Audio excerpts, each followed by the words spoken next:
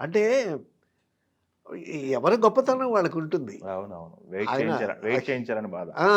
హ్మ్. అది నేనే అన్‌కంఫర్టబుల్ ఫీల్ అయ్యా. హ్మ్. అప్పటికే 80 సంవత్సరాలు దరిదాపుల్లో వస్తున్నటువంటి కృష్ణశాస్త్రి గారు. హ్మ్.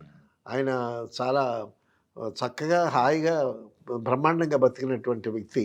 అవును. సో, ఆ థియేటర్‌లో ఆ సఫోకేషన్‌లో ఉండటం కొంచెం ఇబ్బంది పడి, హ్మ్. సో, ఆ విధంగా ఆయన ఒక్కొక్కసారి మన మూడ్ బాగలేకపోతే, మన లోపల నుంచి వచ్చేటటువంటి మాటలు కూడా అలా ఉంటాయండి. అవునవును. హ్మ్.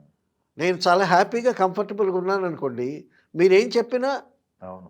నాకు బానే ఉంటుంది. అవును. ఎందుకంటే నేను కంఫర్టబుల్‌గా ఉన్నాను. హ్మ్. నేను ప్రశాంతంగా నిర్మలంగా ఉంటే అన్నీ నిర్మలంగానే యెస్. కనిపిస్తాయి. యెస్. ఇవి హ్యూమన్ ఫీలింగ్స్. యెస్. యెస్. ఒకళ్ళని కించపరచాలని గానీ, ఒకళ్ళని ఎక్కువ చేయాలి గానీ, తక్కువ చేయాలనేటటువంటి ఉద్దేశ్యంతో యెస్. మాట్లాడిన మాటలు కావు.